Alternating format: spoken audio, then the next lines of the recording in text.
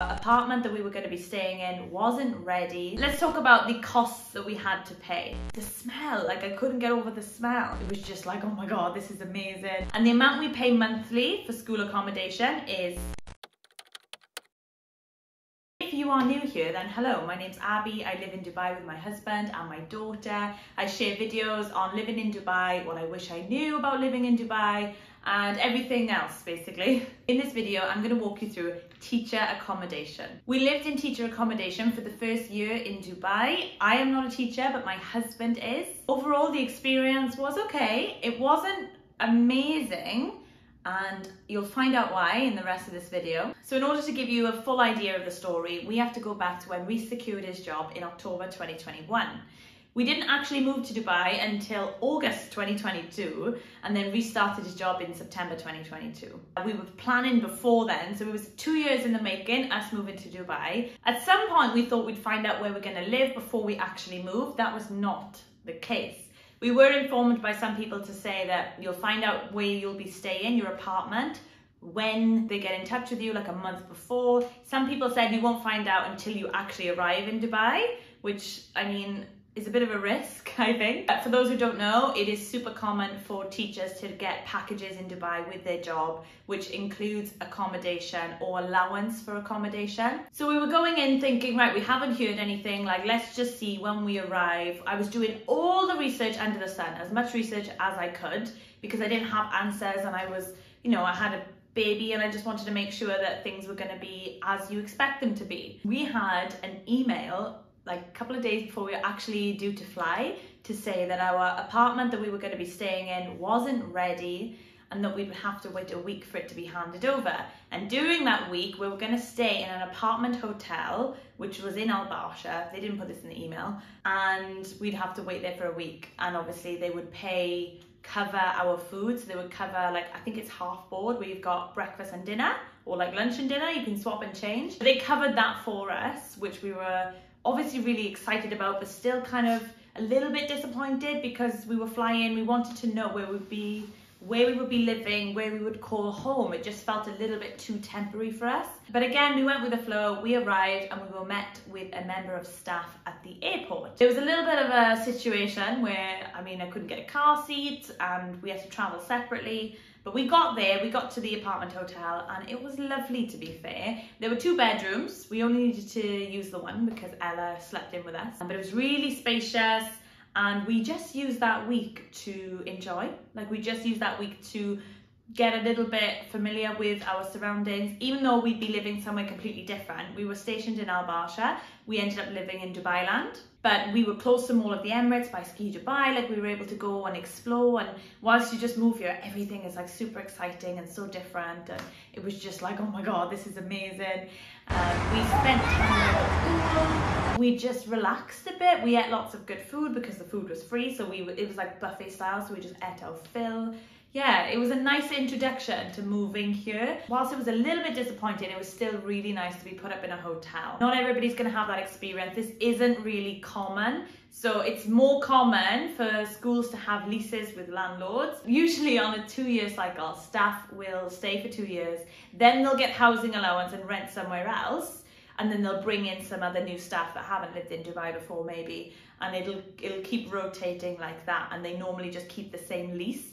So often if you move into Dubai, you might move into an apartment that's already rented by the school that someone else has lived in previously, or another teacher has lived in previously. Whereas for us, it was new, so we were like really excited. We're like, oh, it's brand new, like it's gonna be lovely. It's not all sunshines and rainbows. So after having a really nice time, treating it like a holiday, it was time to go to our apartment. It was a week late. Gosh. It was time to go to our apartment. It was a week later. We went outside. There was 2 big yellow school buses that took us to our apartment. It was about half an hour away. And then we were dropped off. Somebody there from the operations team, because there was a couple of families in the same situation, who were meeting us to kind of try and go through things and tick things off. I'm not really sure what was happening. We got to the apartment and it was a bit dusty. There were still cleaners there. They were just hanging up the curtains because obviously everything was a bit rushed. But anyway, because we got there, they kind of left without completing the job and the floors were so dusty. But that aside, we walked in, there was furniture, they had appliances for us. Some things that we had furniture wise and appliances wise, we were able to keep. Some things we had to leave behind. Mostly all the furniture stayed and some appliances could come with us. I'll run through the checklist. Actually, I'll put a link to the checklist below in the description. If you want to see which items we were able to keep and which items had to be returned to the school, then click and download the free checklist. So as you go into the apartment, there is a large kind of living and dining area, and then we have a balcony which leads out onto the desert, and there's a couple of buildings there, but it was quite a bare area that we were living in. It wasn't really family friendly.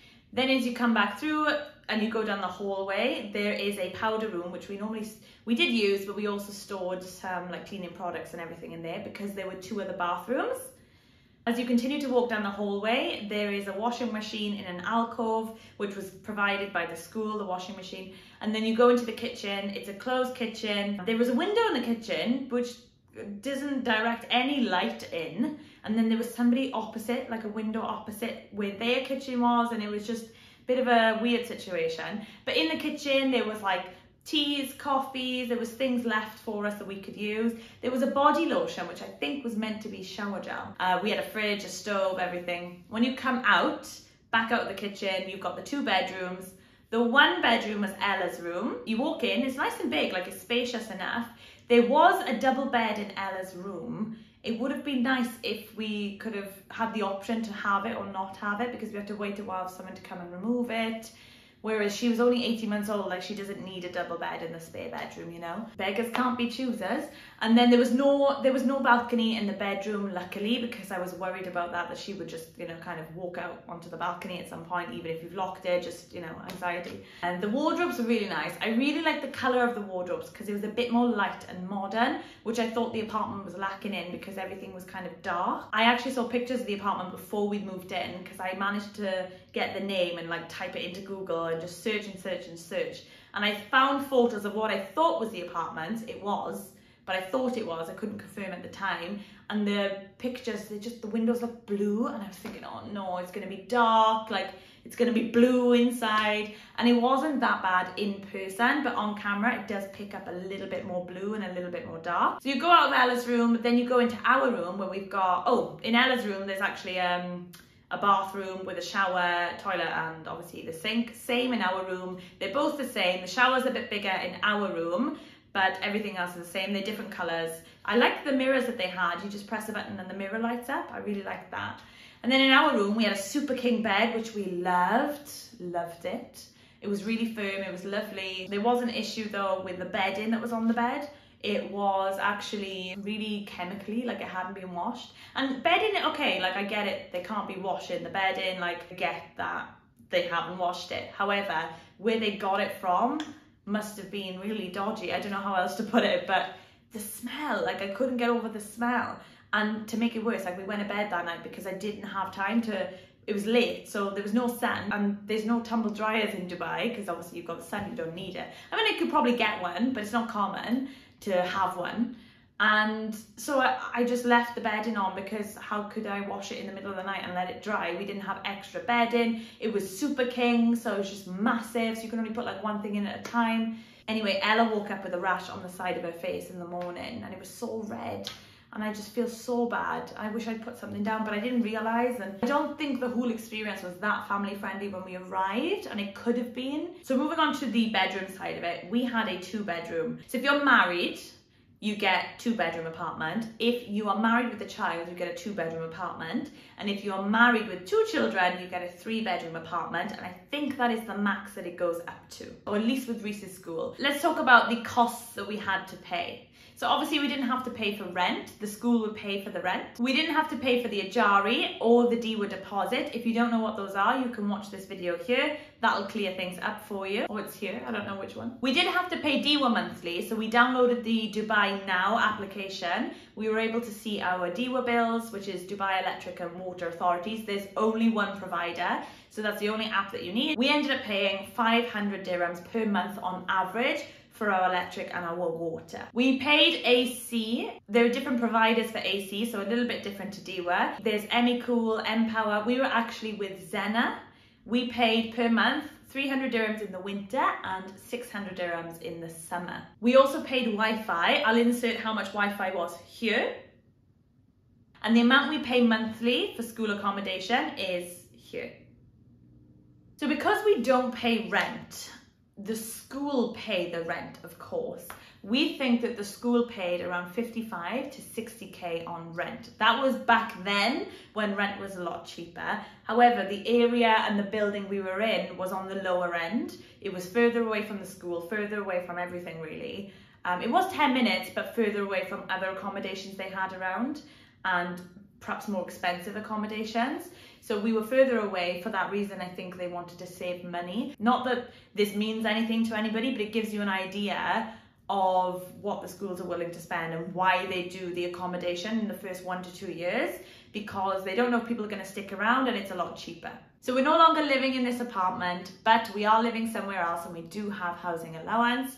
We're living in a much better area. We're so happy, like we love where we live now. If you like this video, then you'll probably like this one, which is about reasons why we moved to Dubai, and this one, which is about renting in Dubai. If you want to see more from me, please comment below and like and subscribe, and I'll make more videos soon. Thank you very much.